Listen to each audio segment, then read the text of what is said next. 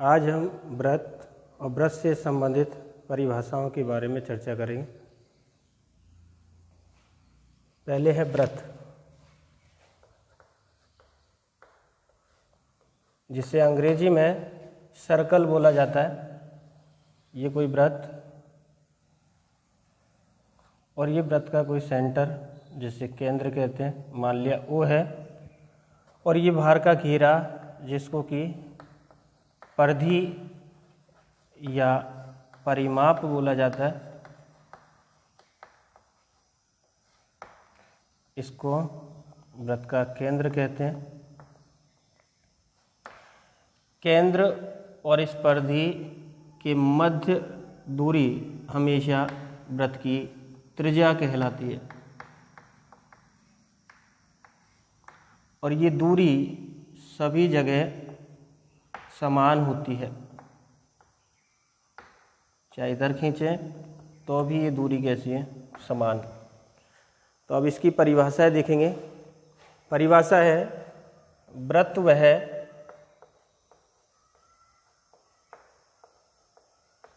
समतलीय आकृति है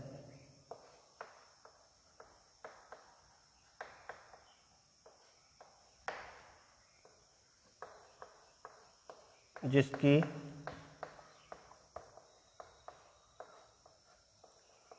स्थिर बिंदु से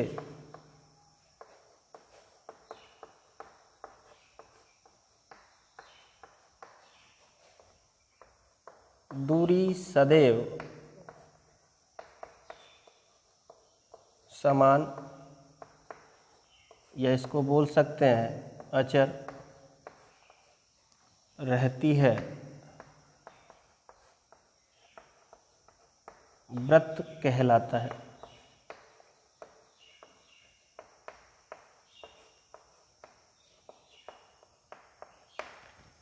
जो ये स्थिर बिंदु है, इनसे दूरी हमेशा कैसी है, सभी जगह समान, जो कि त्रिज्या है। और इस स्थिर बिंदु को व्रत का क्या कहते हैं, केंद्र। तो यहाँ लिखेंगे एवं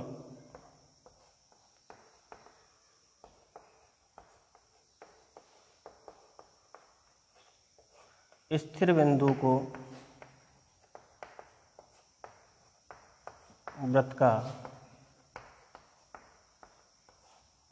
केंद्र कहते हैं।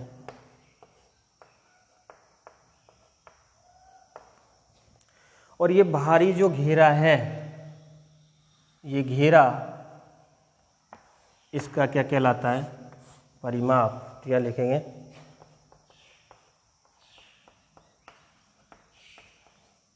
बाहरी घेरा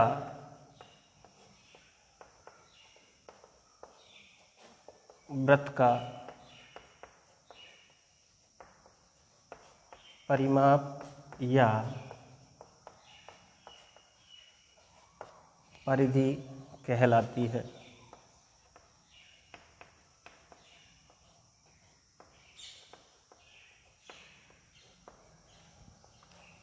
अगला देखते हैं।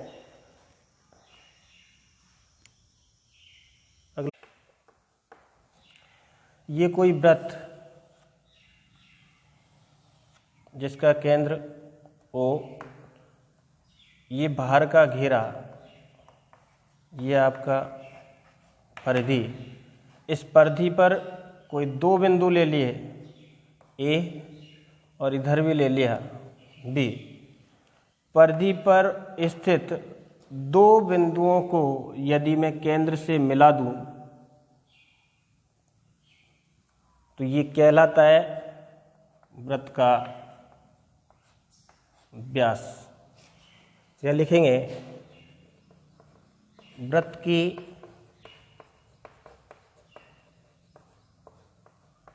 परिधि पर स्थित किन्हीं दो बिंदुओं को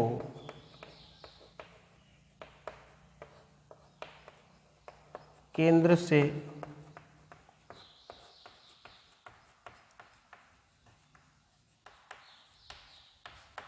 मिलाने वाला रेखाखंड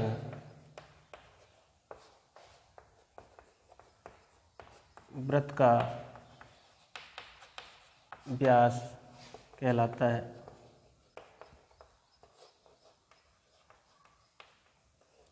जो ये वृत्त का व्यास है, ये वृत्त का व्यास ए बी, ये सबसे बड़ी क्या है, जीवा है।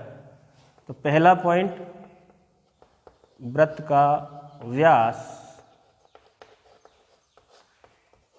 वृत्त की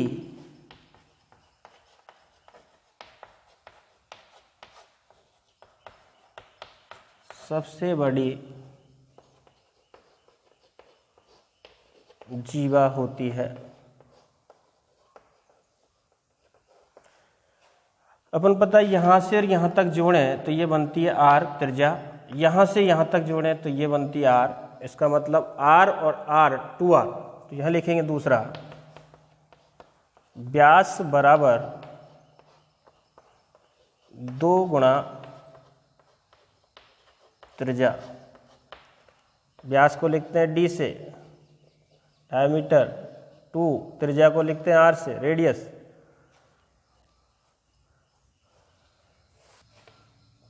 वृत्त का व्यास त्रिज्या का 2 गुना होता है।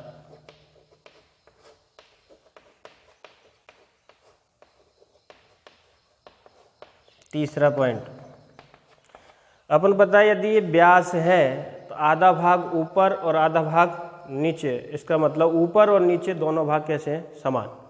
इसका मतलब है वृत्त का व्यास वृत्त को 2 समान भागों में विभाजित करता है। तो अगला पॉइंट है, वृत्त का व्यास वृत्त को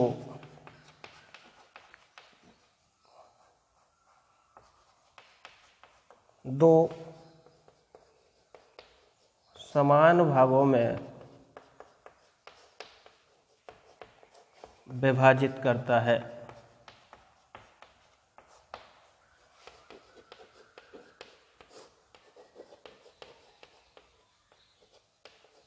प्रत्येक समान भाग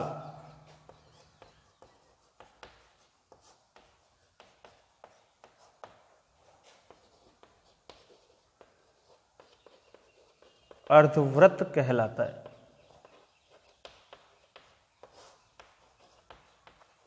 जो वृत्त का व्यास है वो वृत्त को 2 समान क्षेत्रफल वाले भागों में विभाजित करता है और दोनों भाग समान होते हैं, जो कि क्या कहलाते हैं, अर्धवृत्त।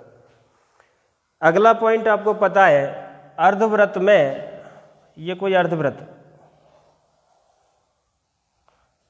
ये इसका क्या है, व्यास।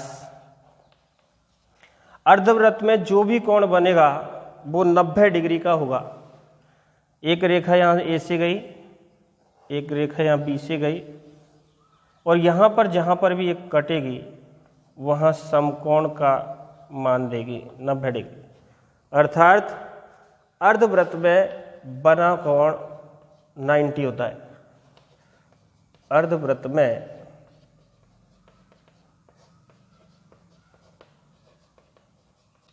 बना कोण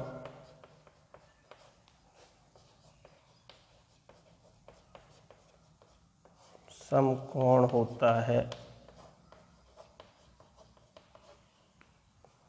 अगला टॉपिक, की त्रिज्या।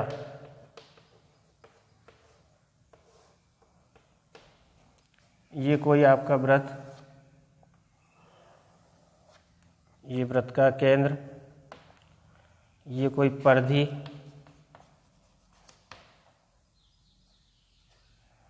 इस केंद्र को यदि परिधि पर कोई बिंदु लें और यदि मिला दें तो ये बनती है आपकी त्रिज्या।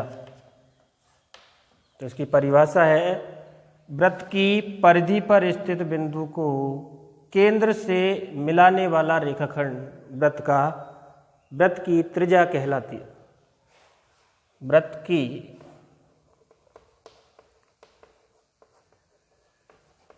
परिधि पर स्थित किसी बिंदु को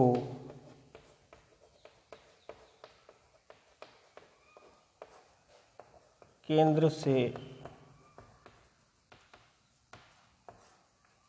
मिलाने वाला रेखाखंड वृत्त की त्रिज्या कहलाती है।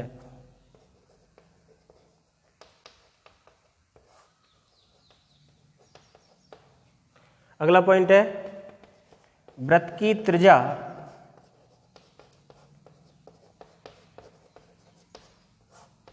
व्यास की आधी होती है।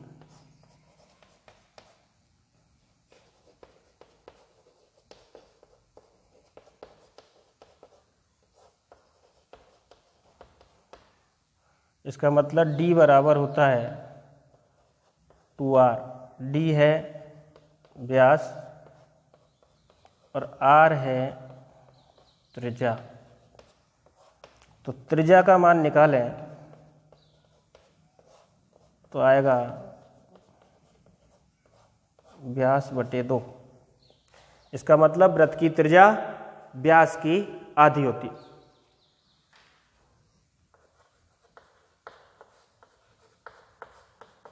वृत्त का त्रिज्यखंड, देखो त्रिज्यखंड से ही पता है कि ये त्रिज्या से बना हुआ है।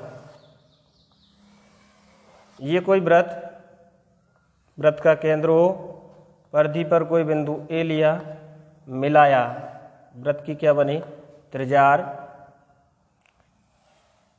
यहां दूसरा बिंदु परिधि पर लिया, केंद्र से मिला दिया, वृत्त की क्या बनी त्रिज्या।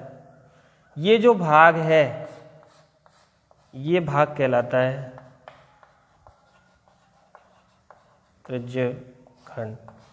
ऊपर का भाग भी है, ये भी क्या कहलाता है त्रिज्यखंड, क्योंकि ये भी दो त्रिज्याओं से, और ऊपर का ये ए से और बी तक, ए से बी तक ये भाग है, ये क्या कहलाता है चाप। तो इसकी परिभाषा लिखेंगे, वृत्त की दो त्रिज्याओं और चाप से घिरे बंद क्षेत्र को त्रिज्यखंड कहते हैं, या वृत्त की दो त्रिज्याओं और चाप से परिबद्ध क्षेत्र को वृत्त की दो त्रिज्याओं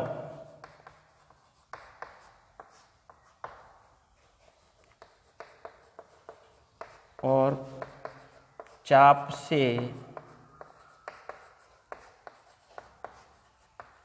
परिबद्ध क्षेत्र को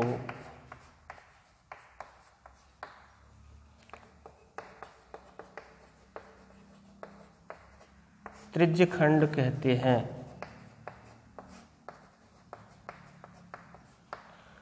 त्रिज्यखंड दो प्रकार के हैं, एक नीचे बन रहा है और एक ऊपर बन रहा है। नीचे यदि छोटा है तो ये लघु होगा, ऊपर यदि बड़ा है तो दीर्घ होगा। क्या लिखेंगे,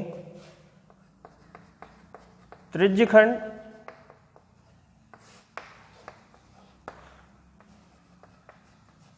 दो प्रकार के होते हैं।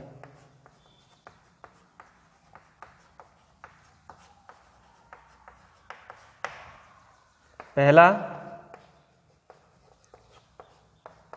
लघु त्रिज्यखंड और दूसरा दीर्घ त्रिज्यखंड।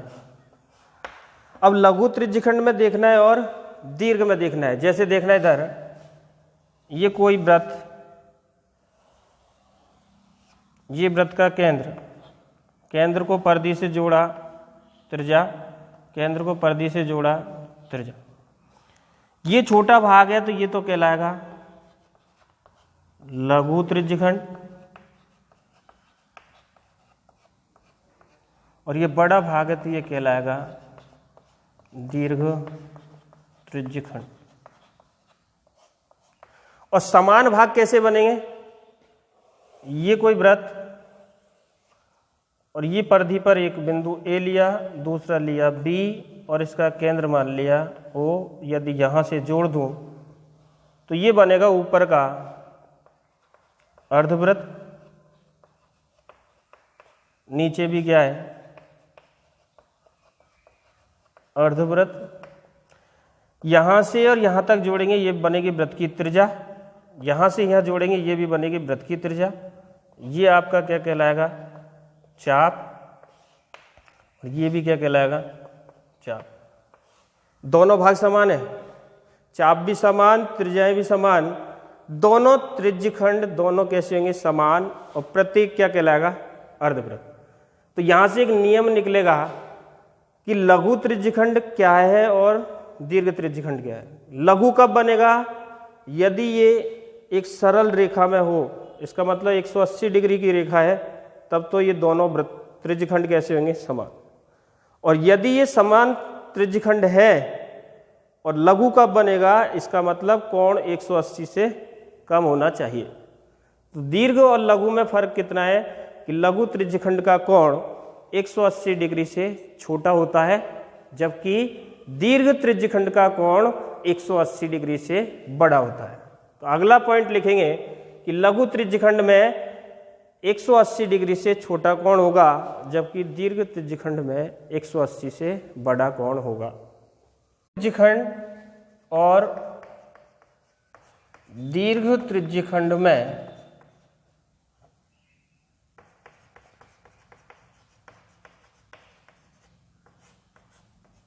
अंतर।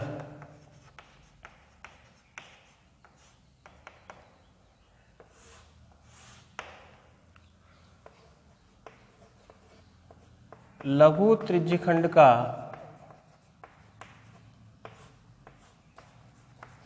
कोण 180 डिग्री से छोटा होता है, जबकि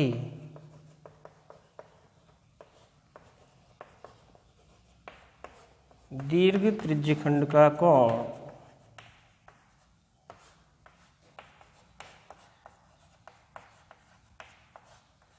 180 डिग्री से बड़ा होता है।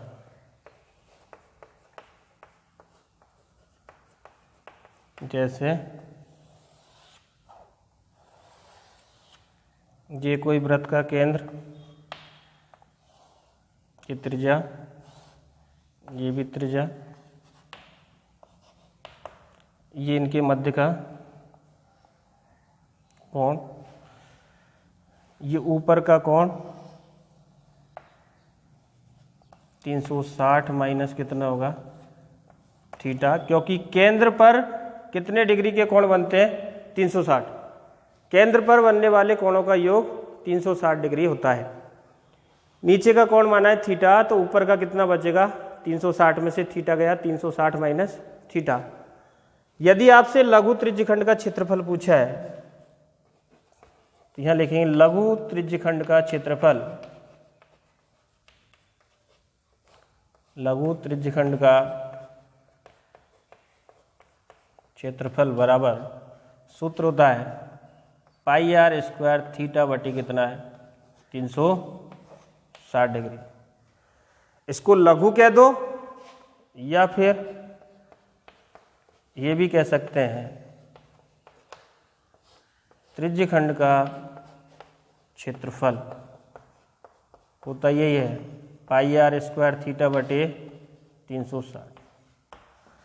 यदि सवाल में केवल त्रिज्यखंड दिया है, त्रिज्यखंड का क्षेत्रफल ज्ञात करो, न आपको पता लघु है या दीर्घ है, तो भी आपको हमेशा लघु ही निकालना है, क्योंकि त्रिज्यखंड का क्षेत्रफल पूछा है, इसका मतलब लघु त्रिज्यखंड का क्षेत्रफल मालूम करना है। मालूम आपको पता चल जाएगा दीर्घ है या लघु है। लघु होगा 180 से छोटा होगा, और यदि दीर्घ है तो 180 से बड़ा कोण होगा। इस थीटा की जगह मान रख देंगे 180 से छोटा तो लघु आएगा, और यदि 180 से बड़ा रखा तो ये क्या हो जाएगा दीर्घ। अगला,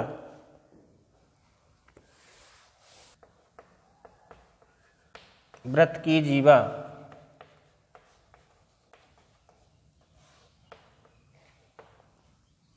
ये कोई व्रत,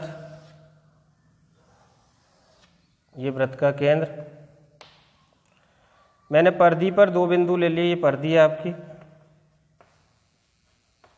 एक बिंदु ए ले लिया और एक बिंदु बी ले लिया, दोनों को मिला दिया, तो ये व्रत की क्या कहलाती है?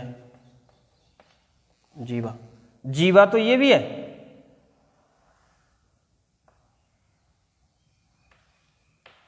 ये भी जीवा है, लेकिन ये जीवा सबसे बड़ी है, जो कि क्या कहलाती है? व्यास। होने को तो ये भी जीवा है, यदि केंद्र से गुजरती है तो वो कहलाएगी व्रत का व्यास, और यदि केंद्र से नहीं गुजरती है तब वह कहलाती है जीवा। तो व्रत की जीवा व्रत की परिधि पर स्थित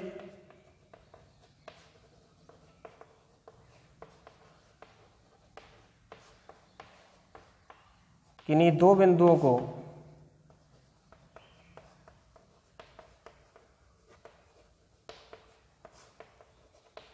मिलाने वाला रेखाखंड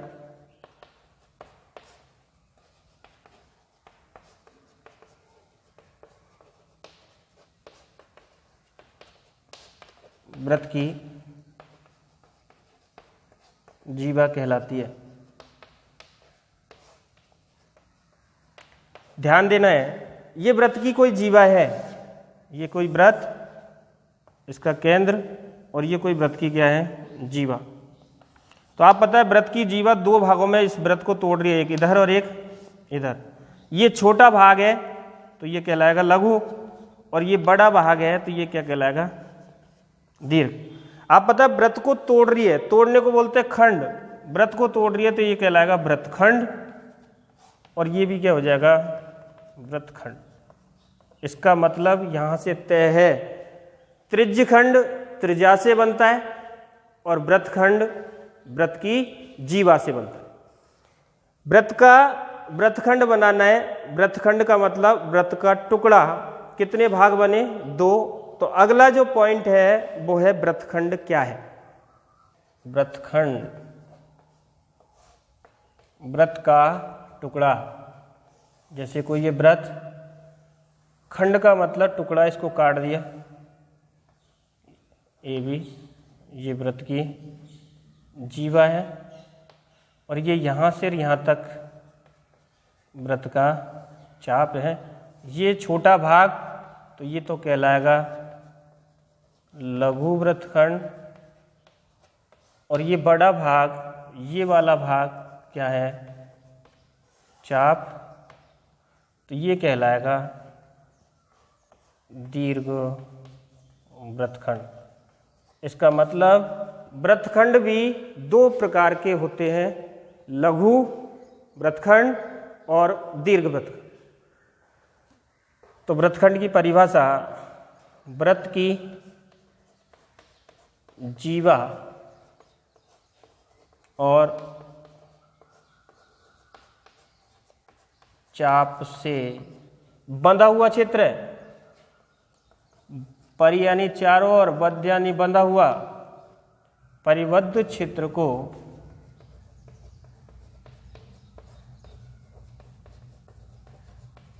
व्रतखंड कहते हैं।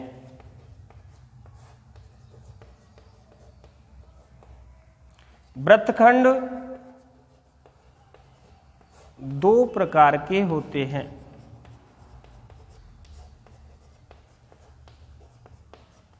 व्रतखंड 2 प्रकार के होते हैं। पहला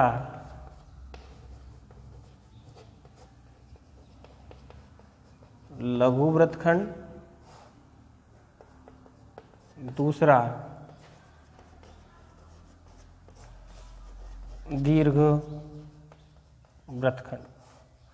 व्रतखंड 2 प्रकार के हैं, एक लघु और एक दीर्घ। ये भी कौन बनाएगा? लेकिन बनाएगा केंद्र से।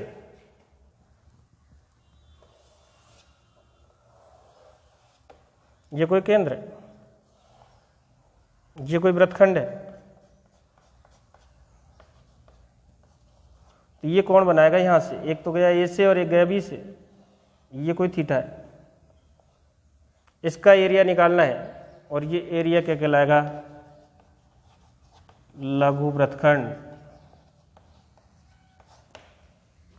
तो लघु वृत्तखंड का क्षेत्रफल और दीर्घ वृत्तखंड का क्षेत्रफल, तो लघु आर स्क्वायर थीटा बटे 360 minus 1/2 R square sine theta. ये जो क्षेत्रफल है ये लघु का है। यदि मुझे दीर्घ का निकालना है तो आप पता है इस पूरे वृत्त में से यदि इस लघु का घटा दें तो किसका आएगा, दीर्घ का। तो दीर्घ वृत्तखंड का क्षेत्रफल क्या होगा,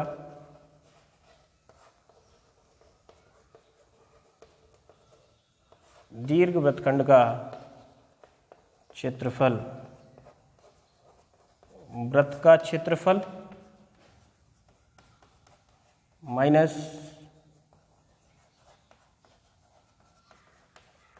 लघु वृत्तखंड का क्षेत्रफल। वृत्त का क्षेत्रफल होता है pi r square theta, pi r square sorry, लघु वृत्तखंड का होता है पाई आर स्क्वायर थीटा बटे 360 minus 1/2 R square sine theta. मान रखेंगे, वो मान देगा दीर्घ वृत्तखंड का क्षेत्रफल। अगला इसी में एक टॉपिक है त्रिभुज। इसी में टॉपिक आगे त्रिभुज कितने प्रकार के हैं, भुजाओं के आधार पर।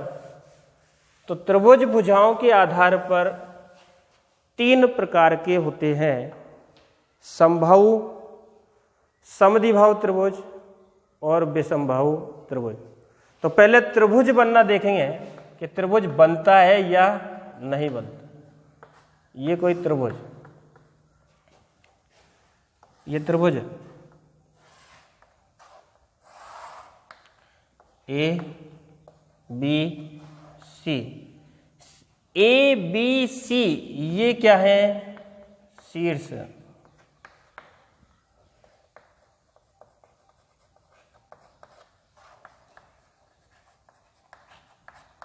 शीर्ष ए के सामने वाली भुजा स्मॉल ए, बी के सामने वाली भुजा स्मॉल बी और सी के सामने वाली भुजा स्मॉल सी।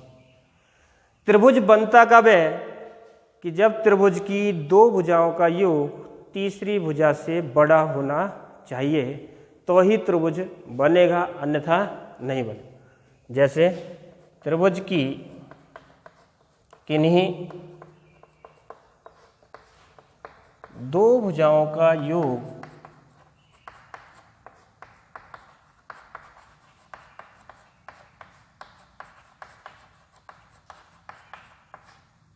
तीसरी भुजा से बड़ा होना चाहिए। यदि ये शर्त लागू होती है तो ही त्रिभुज का निर्माण संभव है। जैसे देखें, पहला a प्लस बी को जोड़ा, ये बड़ा होगा किससे, सी से। यदि इसको और इसको जोड़े तो ये तीसरी से बड़ा होना चाहिए। कोई भी 2 भुजा b और c को यदि जोड़े तो ये बड़ा होगा किससे, a से। यदि a को और c से जोड़े तो बड़ा किससे होगा, b से। ये तो है योग का नियम, ऐसे के ऐसे ही है माइनस का नियम यानी व्यवकलन का। तो दूसरा पॉइंट, यदि त्रिभुज की 2 भुजाओं का अंतर तीसरी भुजा से छोटा होना चाहिए। देखते हैं, यहां से देखें, यदि यहां से b का मान निकालें, b ग्रेटर देन, a को पहुंचाया, c माइनस क्या आया, a। यदि b का मान निकालूं यहां से, a माइनस में कौन पहुंचा, c। तो यहां से देखें, ये 2 घटना कभी भी संभव है क्या, एक c पॉजिटिव में आ रहा है, c नेगेटिव में आ रहा है तो अंतर लेकिन वो b से कम है। लेकिन ये संभव नहीं है कि एक प्लस में है और एक माइनस। इस संभव को दर्शाने के लिए लिखते हैं त्रिभुज की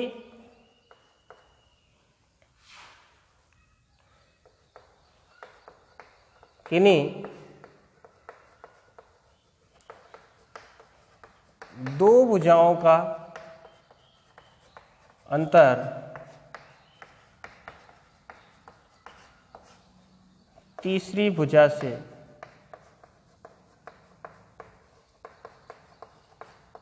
छोटा होता है। जैसे इसको लिख सकते हैं, इसको दर्शाने के लिए लिख सकते हैं b बड़ा है, मॉड का प्रयोग कर दें, मॉड का प्रयोग कर देंगे कि दोनों का अंतर, क्योंकि लंबाई कभी ऋणात्मक नहीं होती। तो यह लिखेंगे a माइनस b छोटा होगा c से, b माइनस c छोटी होगी a से, a माइनस c छोटी होगी b से। त्रिभुज की पहली शर्त है त्रिभुज की कि दो भुजाओं का योग तीसरी भुजा से बड़ा होना चाहिए, या दो भुजाओं का अंतर तीसरी भुजा से कम होना चाहिए।